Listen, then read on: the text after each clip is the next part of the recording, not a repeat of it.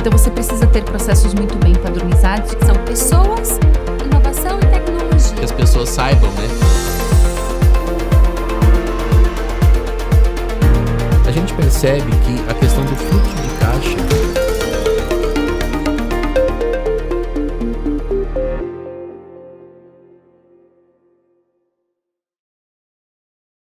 Olá, tudo bem? Estamos aqui para mais um momento, mais um bate-papo bastante descontraído e informal, sempre no objetivo de levar para vocês informação, novidades. E eu tenho o prazer de receber aqui a Giovanni Lolato. Hoje ela é gerente operacional da ONA, mas a Giovanni é uma pessoa que também já teve bastante vivência em estruturar, né, e apoiar processos de acreditação em serviços de oftalmologia. Giovanni, muito obrigado por estar aqui conosco, de abrilhantar esse momento, tá? E eu queria que você se apresentasse para o pessoal e contasse um pouquinho aí dessa sua história, hoje ocupando um cargo importante na ONA, mas também dessa sua vivência na oftalmologia. Obrigada, Enoque. É um prazer imenso estar aqui com você, participando desse projeto que é tão importante, né? O quanto que esse projeto vai ajudar a desenvolver aí as organizações e os profissionais de saúde. E a minha jornada, né, ela iniciou lá atrás, onde eu tive a graça e a oportunidade de, no estágio da faculdade, fazer um estágio justamente no setor da qualidade de um hospital geral na época e no Rio de Janeiro. E foi muito interessante porque a minha jornada voltada no setor saúde, ela iniciou exatamente naquele momento, e às vezes tem um ditado, né, que a gente diz assim, que quando a gente é picado pela formiguinha da qualidade, a gente não quer mais sair desse meio, né? Então ali foi onde eu iniciei essa minha jornada, tive a oportunidade de trabalhar por bastante tempo dentro de um hospital geral, onde ali eu tive a grata surpresa, né, e fui muito apreciada por poder conhecer todos os processos que envolvem uma instituição. Então, quando você está no hospital geral de alta complexidade, você acaba tendo a oportunidade de discutir com as equipes e envolver todos os processos daquela organização, o que te traz uma bagagem muito grande para depois poder preparar as instituições. Então, depois ali de aproximadamente 7 anos, foi onde eu fui buscar trabalhar então como consultora. E nesse momento, né, que você comentou que eu tive a oportunidade também de ajudar organizações oftalmológicas, foi onde eu andava então pelo Brasil e buscava preparar as instituições, ajudar as instituições a sair do seu marco inicial, da tomada de decisão de buscar a acreditação ONA, até conquistar de fato. Então ali eu tive a oportunidade de conhecer e ajudar, apoiar organizações de diferentes perfis, diferentes complexidades, diferentes portes, diferente maturidade, cultura, né? Isso é muito interessante. A bagagem que a gente vai adquirindo nesse tipo de projeto é incrível, assim, você leva para a vida. E as organizações oftalmológicas, para mim foi uma grande experiência, porque são organizações que têm um perfil de pacientes bastante específico e todo o processo, ele acontece, né? Ele tem uma jornada do paciente, mas que acontece tudo muito rápido. Então você precisa ter processos muito bem padronizados e uma equipe muito bem capacitada e habilitada para fazer com que todas as atividades aconteçam a tempo e de forma coordenada, né? E foi muito interessante porque depois dessa grande experiência aí voltada para preparar organizações, e em paralelo eu sempre tive também a experiência da docência, o que é muito legal, que não nos desconecta das organizações de saúde, né? E aí depois desse momento foi onde eu tive a oportunidade de iniciar um trabalho dentro da ONA, inicialmente como gerente de educação e posterior como gerente operacional, tomando conta e puxando à frente de todos os processos operacionais da ONA. E é muito legal, sabe, Enoque, porque já estive do outro lado, já estive muito do outro lado. Então hoje, por exemplo, discutir sobre a metodologia, revisão de manual, eu sempre volto lá no passado, e os desafios que eu tive lá, né, os desafios das organizações, e bem como o lecionar, o estar docente o tempo todo, isso também me traz as experiências dos alunos, né? Então é muito bacana como que a gente consegue conectar aí as várias frentes das nossas experiências no trabalho onde a gente está. Bom, eu me recordo que uma das primeiras vezes que eu conheci a Giovanni, a gente falava, né, exatamente dessa questão da especificidade da oftalmologia, tá? E como ela mesmo disse, né, como consultora, ela deve ter vivido bastante isso. Eu viajando pelo Brasil, eu ouvia muito, né, de vocês que são de serviços oftalmológicos, que o processo de certificação era bastante complexo, né, porque A metodologia da ONA, que hoje é a principal metodologia no Brasil, ela está muito vinculada, estava muito vinculada a hospitais gerais, né? E existe, né, vocês sabem muito bem disso, as especificidades da oftalmologia. E eu me lembro que num evento que a gente fez juntos, até com a participação do Dr. Péricles também, a gente começou a cutucar, né? Será que não dava para ter alguma coisa específica para oftalmologia? Será que não podiam olhar para a oftalmologia de um outro jeito? E a gente teve a grata surpresa, né? Depois, né, de que a ONA começou a olhar para esse nicho de uma maneira diferente. Tá? Eu queria que você contasse um pouquinho, né, desse processo, o que tudo aconteceu, né, dentro da ONA para chegar onde a gente chegou no momento atual.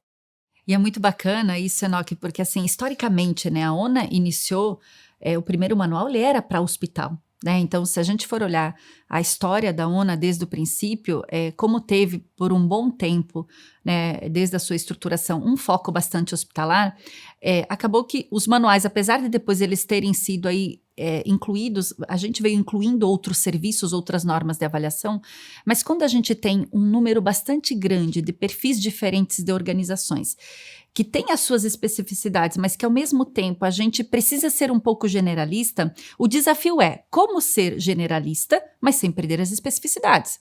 Né? E é um desafio muito grande que chega a um determinado momento, conforme você vai incluindo outras normas de avaliação que são exatamente os perfis de organizações, chega um determinado momento que alguns perfis a gente tem que trazer a sua subseção específica, que foi o que aconteceu com a oftalmologia.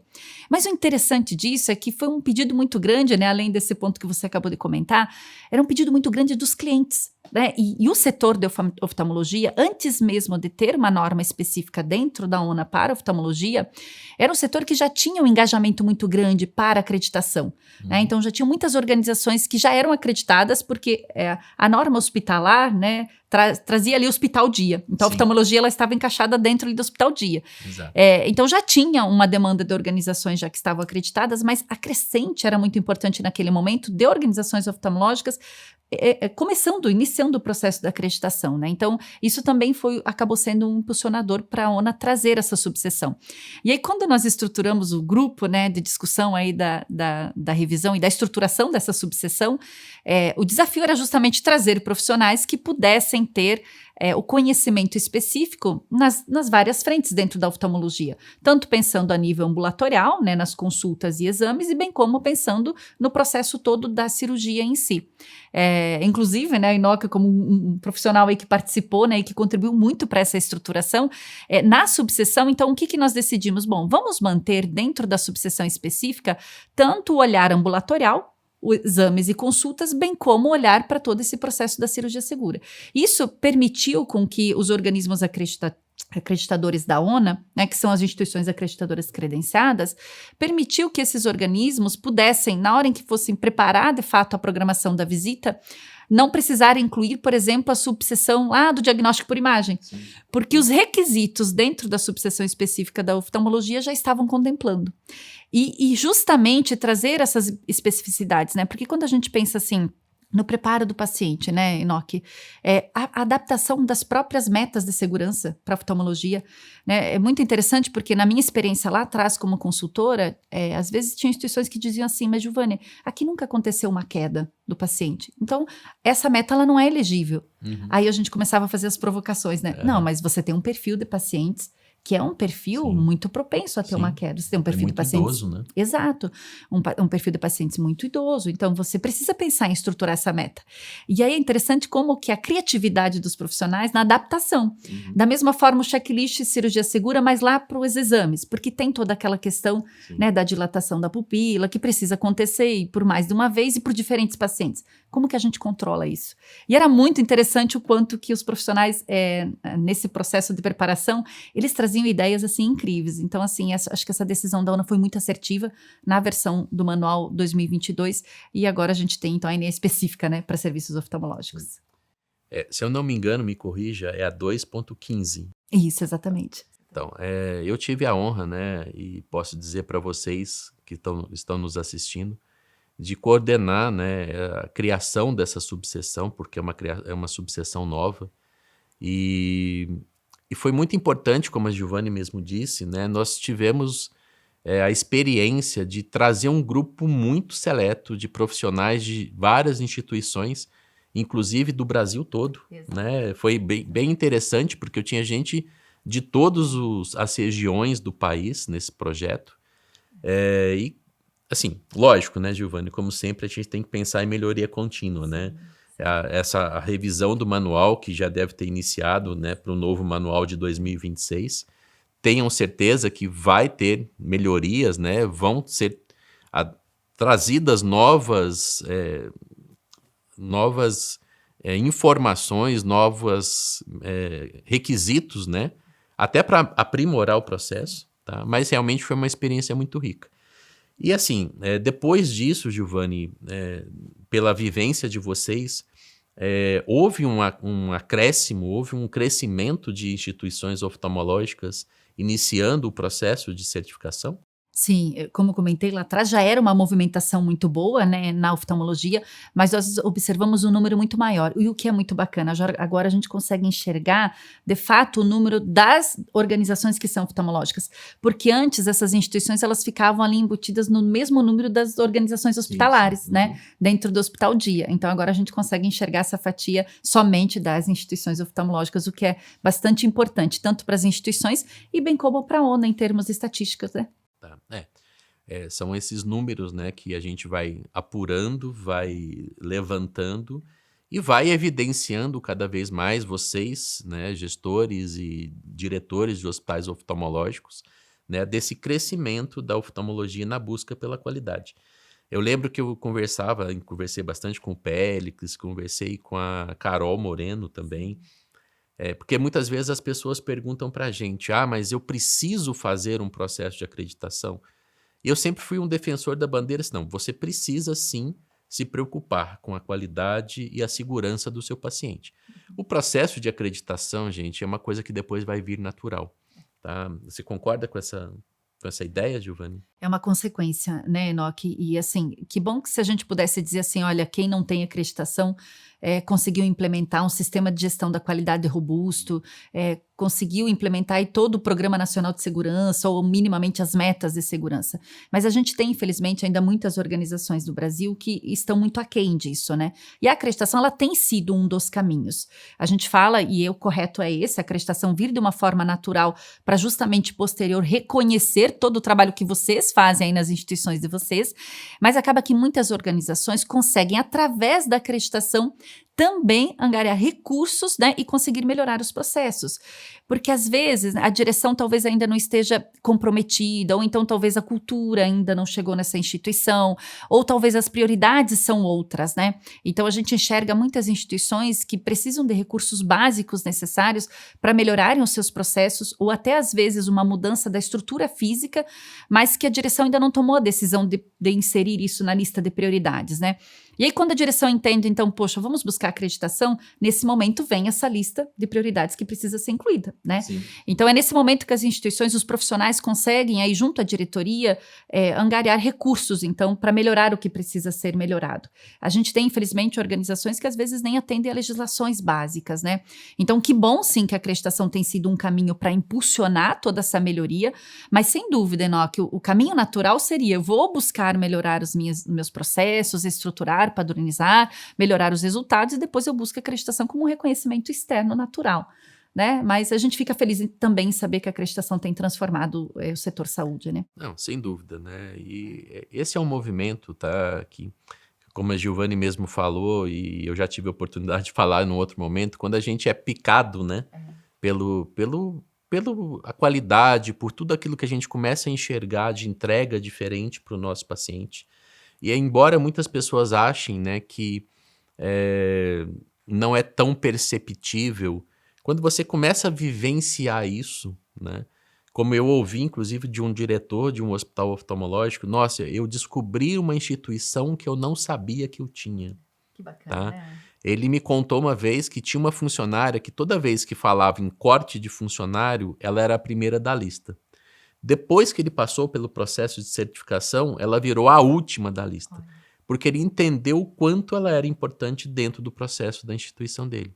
Então, entendam vocês que, como a Giovanni disse, esse é um processo, tá, que vai seguir umas etapas, tá, mas que nós aqui do Lifelong Learning, Gestão em Oftalmologia, estamos também nos propondo a sermos facilitadores para que esse processo aconteça de maneira mais natural. E assim, Giovanni, a gente vive um momento muito especial também, né, para a questão da qualidade, dos processos de certificação, independente da metodologia. É lógico que no Brasil a ONA é inquestionavelmente a de maior relevância, mas a gente não está falando aqui só de uma única metodologia. Mas esse ano de 2025 a gente tem um evento que vai realmente, no meu entendimento, ser um movimento transformador desses processos de qualidade no Brasil. E eu queria que você contasse um pouquinho mais sobre esse momento. A ONA é, né, a principal parceira, né, desse momento, inclusive, e eu queria que você falasse para a gente um pouquinho, tá, desse momento. Muito bacana, né? Porque assim, como, Enoque, você falou, uma grande oportunidade para o Brasil esse momento do evento. Eu até estava resgatando outro dia o histórico, e foi ali mais ou menos em 2019, quando a ONA se candidatou. A ISCO, aí vou falar um pouquinho da ISCO para quem não conhece, né, e para vocês entenderem. A ISCO é uma organização mundial que certifica organismos acreditadores, né? Então certifica como a ONA, como o Joint Commission, como o Kimenton e outras que tem aí a nível mundo. Ela reconhece essas instituições, então ela certifica tanto quanto organização, quanto metodologia e como desenvolvimento de avaliadores. E a ONA tem as 3 certificações.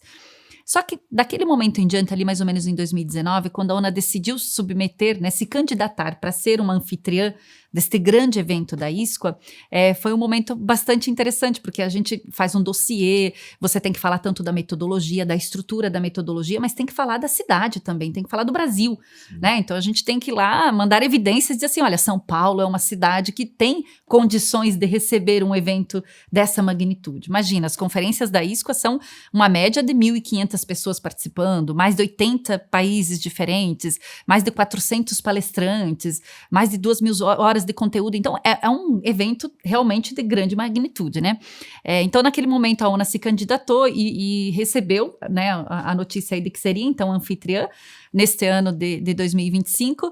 E aí a ISCOA, como o evento dela é a cada ano, então quando termina um evento daquele ano vigente, já iniciam-se as preparações para o ano seguinte, né? Então em setembro de 2024 foi o que aconteceu em Istambul, e logo em seguida, em novembro, iniciaram-se as reuniões de preparação. Então a gente tem 2 comitês, que é o comitê que a gente chama de organizador e o comitê de planejamento. E aí, nesses comitês, a gente começa a discutir tanto toda a operacionalização do evento, bem como a programação científica, né? E aí é muito interessante porque a gente começa, por exemplo, a tentar viabilizar um evento que seja acessível para os brasileiros, né? E para países da América Latina, porque a inscrição ela é em dólar, né? Então a gente precisa começar, por exemplo, a olhar para buscar recursos para que a gente possa, de fato, tornar esse evento bastante acessível para os brasileiros. Porque quando acontece fora do Brasil, sempre é um número muito pequeno de brasileiros que participam, né? Até porque tem toda uma questão de logística. Então a gente quer que esse evento, a gente tenha um número bastante grande de brasileiros participando. E aí nós ficamos pensando, o doutor Ezequiel, que é o presidente atual da ISCOA, ele chegou assim, ele falou: poxa, Giovanni, você tem muitos conhecidos, né? Ele disse assim, você conhece muitas pessoas aqui no Brasil. Pensa numa forma de envolver essas pessoas. Como é que você poderia trazer essas pessoas para perto da gente, para que elas possam, né, ajudar a disseminar a conferência ISCOA? E aí eu fiquei com aquela inquietação, Enoque, na minha cabeça, fiquei pensando, bom, o que a gente poderia fazer? E que tal a gente lançar, então, um movimento embaixadores da conferência ISCOA, onde, de alguma forma, todas as pessoas possam participar, né, independente aí da sua categoria profissional, desde que ela esteja no setor saúde, mas que ela possa participar. E aí começamos a fazer estruturação, criar algumas regras, submetemos para a ISCOA, para a liderança dentro da ONA, para aprovação e tudo mais, e aí foi aceito. Bom, então vamos embora, vamos lançar esse movimento, né? E aí foi onde, inicialmente, eu convidei um grupo de pessoas que são um grupo de pessoas mais parceiros, mais próximos da ONA, né? Então, vamos começar por esse grupo para a gente ver como é que isso vai... Resultado, o né? resultado disso. Eu sei que na reunião nós estávamos mais ou menos 130 online, que foi o lançamento, né, desse movimento início de janeiro, E aí, na mesma semana, aí nós estruturamos um grupo do WhatsApp para concentrar essas pessoas, uma página, uma web página com os critérios, né, as regras. Olha, você quer ser embaixador, mas tem algumas atividades que você vai ter que executar, como, por exemplo, lançar, disseminar, né, a conferência ISQA, disseminar a importância do envio de missão de trabalhos científicos e tudo mais. E elaboramos uma estrutura de cards, né, de material para divulgação, enfim. E aí todo esse material ficou disponibilizado, né, num site onde ali todos tivessem acesso. E incrivelmente, menos de uma semana, nós atingimos 1.000 pessoas dentro do grupo, o qual você estava fazendo parte, Sim, né? desde o comecinho, né? Exato, Pois exato. Esse evento online que a Giovanni comentou foi às 7 de janeiro, né? Foi. No dia 7 de janeiro, e eram 130 pessoas online, e lógico, né? A gente fez questão de estar juntos, e convido vocês para também, né, serem embaixadores da ISQA 2025. E realmente, né, como você disse, né, foi meio que surpreendente, né? O movimento começou de uma maneira que em menos de uma semana eram mais de 1.000 embaixadores já, né? E nós, do Lifelong Learning, Gestão e Oftalmologia, temos a honra de sermos embaixadores enquanto projeto e eu, né, enquanto pessoa física, tá? E a gente sabe que vai ser um evento que vai surpreender. Sim. Eu tenho certeza disso.